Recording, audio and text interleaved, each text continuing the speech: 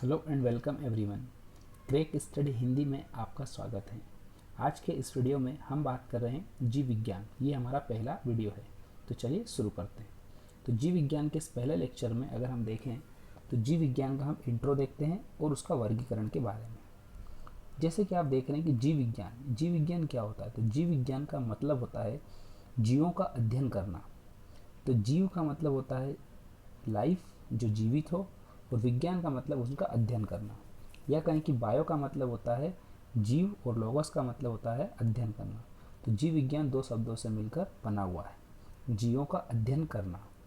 ये जो जीव विज्ञान है ये विज्ञान की शाखा है।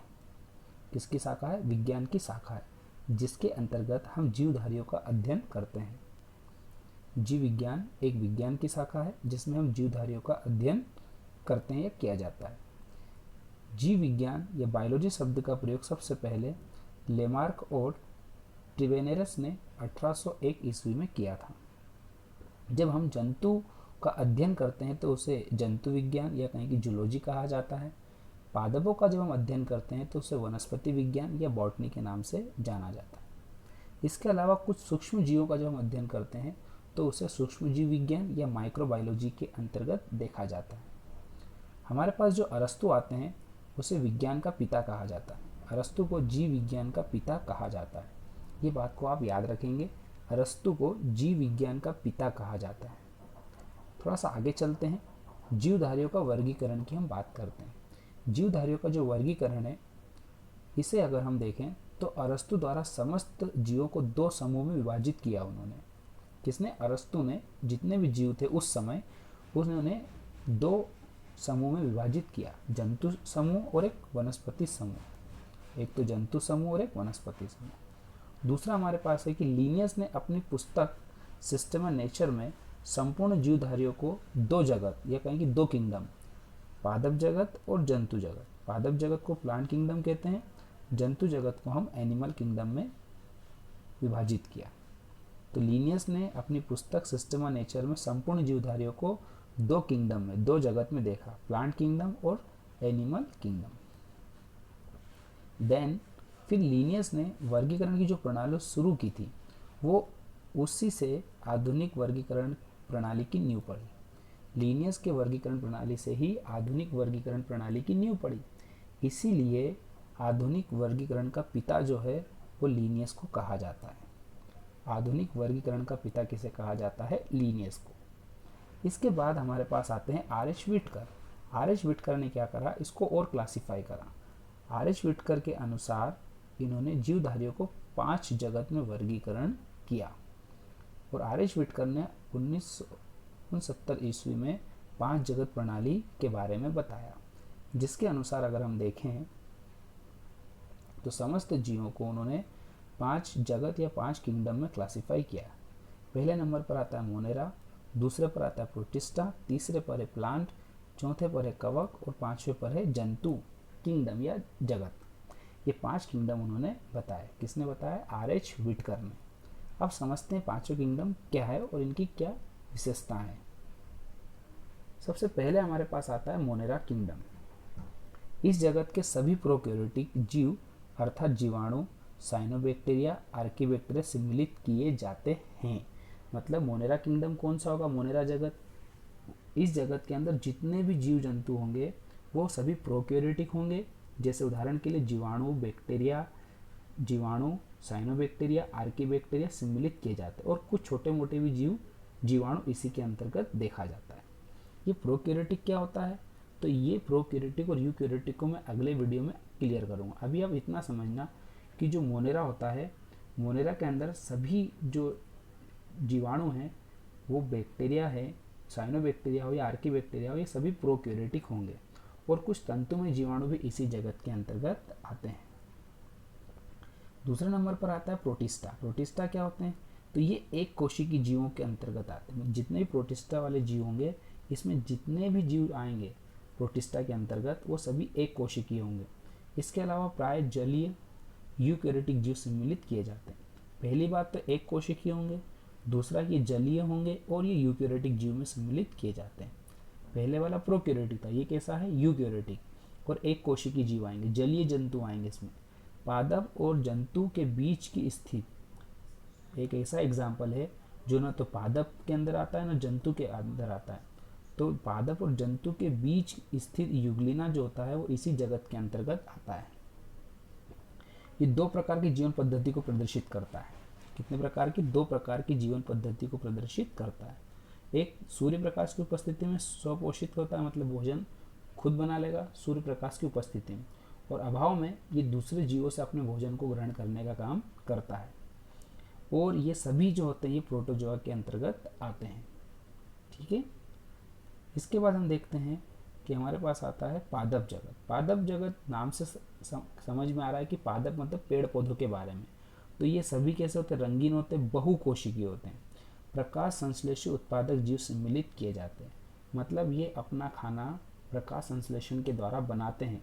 तो प्रकाश संश्लेषी जीव इसी के अंदर सम्मिलित किए जाते हैं और ये बहुकोशिकीय होते हैं। उदाहरण की बात करें तो शैवाल, मांस, पुष्पीय तथा अपुष्पीय बीज पौधे इसी जगत के अंग हैं। कुल मिला के पेड़ पौधों के बारे में देखने के लिए हम पादप जगत की बात करते हैं।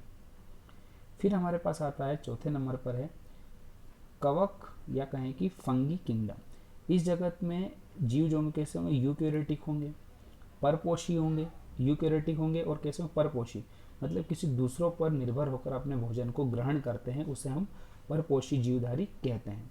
जिनका अवशोषण द्वारा पोषण होता है, मतलब ये किसी दूसरे पर निर्भर होकर अपने भोजन को ग्रहण करते हैं। ये परजीवी अथवा मृतोपजीवी भी हो सकते हैं, मतलब परजीवी भी होते हैं और मृतोपजीवी भी होते हैं। इसकी कोशिका जो होती है, कोशिका भित्ति जो होती है, किसकी? कवक की कोशिका भित्ति जो होती है काइटिन नामक जटिल शर्करा की बनी होती है। किसकी बनी होती है? काइटिन नामक जटिल शर्करा की बनी होती है कवक की कोशिका भित्ति। तो ये भी अपने को याद रखना होगा। 5th नंबर पर हमारे पास आता है जंतु या कहें कि एनिमल किंगडम। जंतु जगत या एनिमल किंगडम की बात करें तो इसमें सभी बहुकोशिकीय होंगे, जितने भी जीव होंगे सब कैसे होंगे? बहुकोशीय होंगे। जंतु समभोजी कहा जाता है, जिन्हें हम होलोजोइक के नाम से जानते हैं। ये यूकैरियोटिक होते हैं, उपभोक्ता जीव सम्मिलित किए जाते हैं। इन्हें मेटाजोआ के नाम से भी जाना जाता है, मतलब ये बहुकोशिकीय होते हैं, होलोजोइक, यूकैरियोटिक होते हैं और इनको हम मेटाजोआ के नाम से भी जानते हैं। उदाहरण के लिए हाइड्रा, जेलीफिश, कृमि, सितारा और मछली, सरीसृप, उभयचर, पक्षी, स्तनधारी जीव इसी जगत के अंग हैं। तो ओवरऑल अगर हम देखें तो ये 5 जगत जो थे किसने बताए थे? R.H. व्हिटकर ने बताए थे।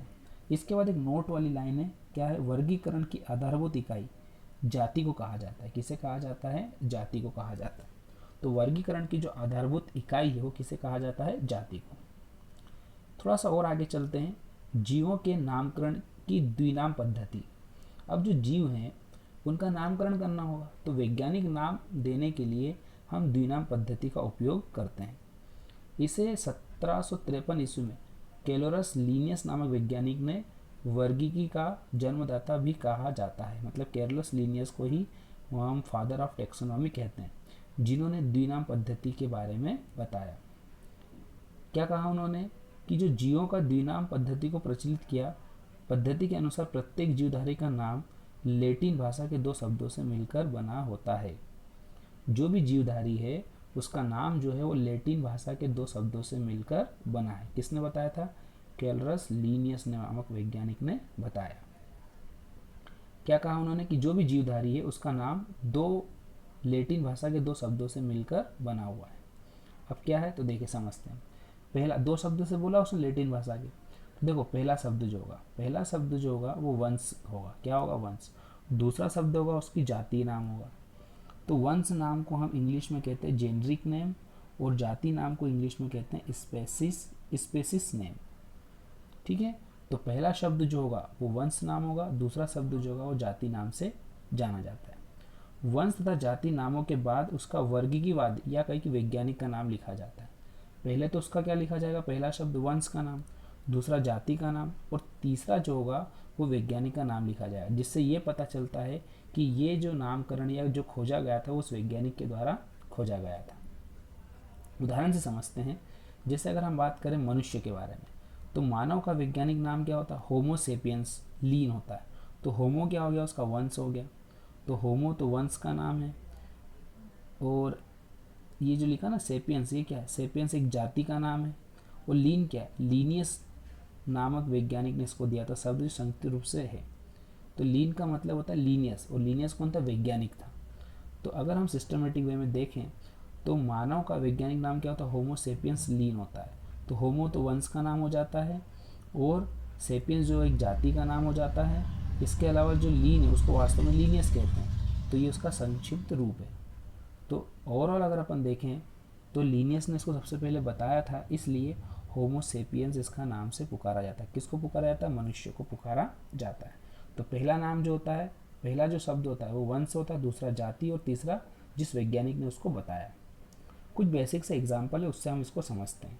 जैसे मनुष्य की बात करें तो अभी मैंने बताया कि मनुष्य जो होता है उसको होमो सेपियंस कहा जाता है। होमो क्या हो गया? उसका वंश हो गया। सेपियंस क्या हो गया? उसकी जाति हो गई। इसी तरह से फ्रॉग या कहीं की मेंढक राना टिग्रीना के नाम से इसको जाना जाता है। डॉग कैनिस फेमिलियरिस के नाम से जाना जाता है। काऊ को बोस इंडिकस के नाम से, और मक्खी को हम म्यूस्का डोमेस्टिका के नाम से, और केट या बिल्ली को हम फेलिस डोमेस्टिका के नाम से जानते हैं। तो ये हमारे पास कुछ बेसिक से एग्जाम्पल है। किसके एग्जाम्पल है? द्विनाम पद्धति का। वैज्ञानिक ने, जो हम देख रहे हैं यहाँ पर, कि ये जो जीवों के नामकरण की द्विनाम पद्धति है, कौन थे जिसने? लीनियस ने बताया। किसने बताया था?